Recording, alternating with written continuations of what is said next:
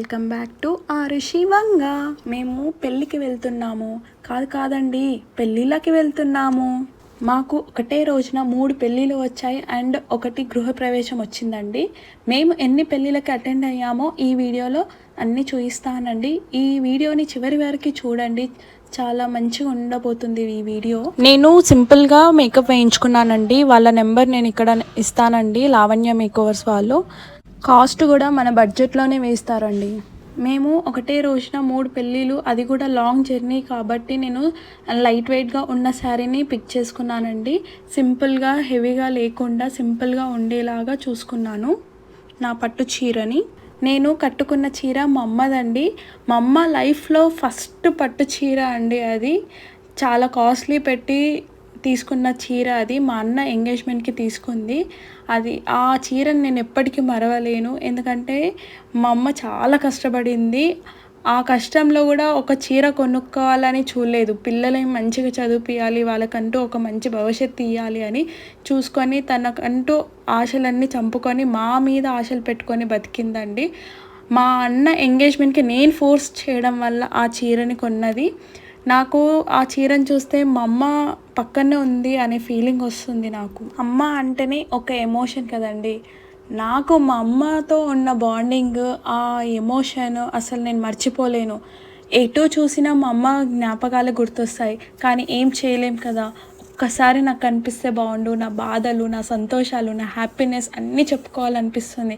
ఆ దేవుడు కరుణించి ఒక్కసారి మా అమ్మని పంపిస్తే బాగుండు అనిపిస్తుంది. నాకు ఆరుషిని చూసినప్పుడల్లా మా అమ్మ గుర్తొస్తుంది. మా అమ్మ పక్కన ఉంటే ఈ చిన్న చిన్న ఆనందాలు ఎంత సంతోషించేదేమో అని. మేము ఫస్ట్ మా మరిది పెళ్ళికి వెళ్ళామండి. అక్కడి నుంచి మా మామ వాళ్ళ కూతురు పెళ్ళికి వెళ్ళాము, మా మరిదల్ది. సో మేము వెళ్ళేసరికి అక్కడ మ్యారేజ్ కూడా అయిపోయింది మా చెల్లెది. ఆ తర్వాత మా రిలేటివ్స్ తోటి ఇక ముచ్చట్లు కబుర్లు ఆడుతున్నాం, ఇక డ్యాన్సెస్ చేసాము, కోలాటలు ఆడినాము, చాలా మంచిగా ఎంజాయ్ చేసాము మేము. పటాన్ చెరువులో మా మరిది పెళ్ళి అయితే ఇక్కడ కీసరగుట్ట దగ్గర మా చెల్లె పెళ్ళి. రీచ్ అయిపోయాము, కానీ మేము వెళ్ళేసరికి అంతా అయిపోయింది పెళ్ళి మొత్తం. ఏం చేస్తాం, ఇక ఉన్న చుట్టాలని వీళ్ళందరినీ కలవాలి కదా. ఇక్కడ ఆరుషి వాళ్ళ తమ్ముడితో ఆడుకుంటుంది. మేము అప్పుడు తొట్టెలకి వెళ్ళాం కదండి. ఆ బాబే ఈ బాబు, మా అక్క వాళ్ళ కొడుకు. ఆరుషికి తమ్ముడు. స్టార్ట్ చేసింది ఇక ఆరుషి. ఇక ఫారెస్ట్లో వేటకి వెళ్ళినట్టే, ఇక కింది దిగుతుంది, వేటాడుతున్నట్టే వెళ్తూ ఉంటుంది. తన వెనుక మేము వెళ్తూ ఉండాలి, పరిగెడుతూ ఉండాలి. తను ఎక్కడ పడిపోతుందేమో అని మాకు భయం వేస్తుంది, కానీ అసలు చెప్పిన మాట వినదు. మొత్తం తిరుగుతూనే ఉంటుంది, తనకు నచ్చినట్టు చేస్తుంది. పిల్లలు ఎవరైనా కనిపిస్తే వాళ్ళ దగ్గరికి వెళ్తుంది. అసలు గమ్మత్తుగా చేస్తుంది. ఇక్కడ మా పిన్ని వాళ్ళు కోలాటం ఆడుతున్నారు. తను ఏమో మంచిగా కూర్చొని ఫొటోస్ దిగుతుంది. అదే ఆరుషిని దిగమంటే అసలు దిగట్లేదు. తెలిసిందే కదా, ఇక పరుగులే పరుగులు.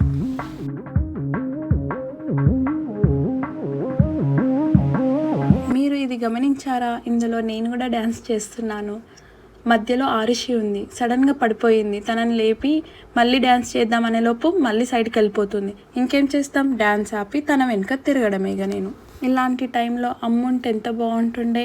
తనుని ఆరుషిని పట్టుకునేది, మేము ఎంచక్కా ఎంజాయ్ చేసేవాళ్ళము. ఒక మనిషి ఎంత పెద్దగా అయినా సరే అమ్మ అవసరం అనేది పడుతుంది కదండి. మాకు కూడా అంతేనండి. మేము ఏ ఫంక్షన్స్కి వెళ్ళినా, ఎక్కడికి వెళ్ళాలనుకున్నా సరే, అరే అమ్మ ఉంటే ఒక 5 minutes అన్న పిల్లల్ని పట్టుకుంటే మేము 5 minutes అన్న రెస్ట్ తీసుకుంటాం కదా అని అనిపిస్తుంది. డైలీ ఒక్కసారైనా అనిపిస్తుందండి మాకైతే, ఒక 5 minutes మాకు రెస్ట్ కావాలని. కానీ ఏం చేస్తాం, ఆ దేవుడు మాకు అన్యాయం చేసినందుకు మాకు చక్కటి పిల్లల్ని ఇచ్చారండి. వాళ్ళు మమ్మల్ని అస్సలు సతాయించారు, కాకపోతే అల్లరి చేస్తారు కానీ ఏడవరు. ఇక్కడ ఆరుషికి జుట్టు ఉందనుకొని జుట్టులో పువ్వులు పెట్టుకుంటుంది. ఫన్నీగా తన గుండు ఉంది అని చెప్పినా వినట్లేదు, తలపైన పెట్టుకుంటా ఉంది. ఇక్కడ ఆర్కెస్ట్రా వాళ్ళు పాటలు పాడుతున్నారు. ఆరుషికేమో డ్యాన్స్ చేయాలనిపిస్తుంది, కానీ వింతగా చూస్తుంది వాళ్ళందరినీ. తనతో కలిసి ఒక 2-3 స్టెప్స్ వేసిందండి.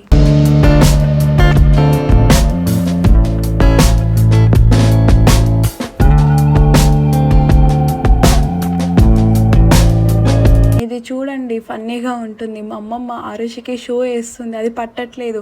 ఆరుషి చూస్తూ ఉంది ఇంకా వేయట్లేదు ఏంటి అని. ఆరుషిని పూల మధ్యలో కూర్చోపెట్టి కొన్ని ఫొటోస్ తీద్దామని నేను కూర్చోపెట్టాను. అవి ఇవి పీక్కుంటూ ఉంటుంది. సరేలే అని ర్యాండమ్గా ఫొటోస్ తీస్తాను. చాలా చక్కగా మంచిగా వచ్చాయండి ఫొటోస్ మాత్రం.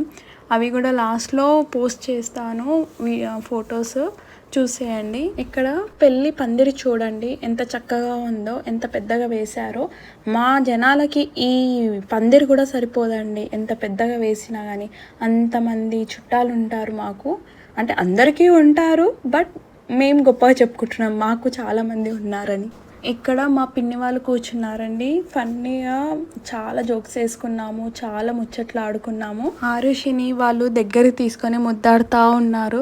ఆరుషి ఏమో వాళ్ళ దగ్గర కూర్చోవట్లేదు, ఎందుకంటే తిరగడం అలవాటు అయిపోయింది కదండి ఆమెకి. తిరిగి ఆడుకోవడం అలవాటు అయిపోయింది. ఒక దగ్గర కూర్చోమంటే ఎలా కూర్చుంటుంది కదా. కానీ నాకు ఒకటే బాధ అండి, ఆరుషికి ఇప్పుడు 15 నెలలు.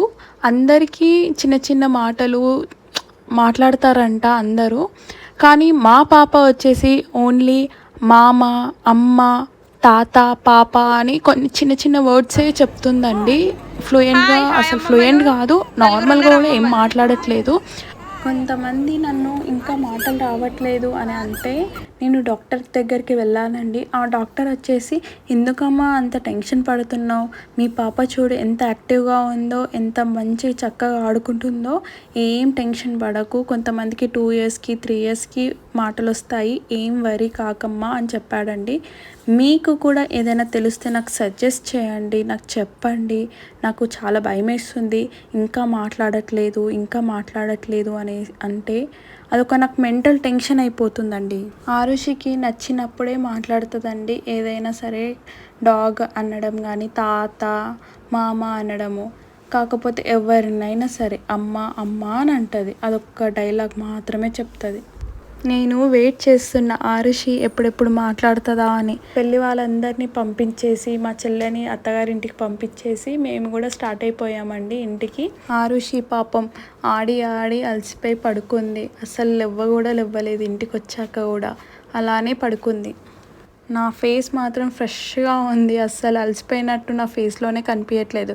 ఎందుకంటే నేను ఒక పౌడర్ని రెడీ చేశాను కదండి, అది నేను జస్ట్ 3 టైమ్సే పెట్టుకున్నాను, కానీ చాలా మంచి రిజల్ట్ కనిపించింది.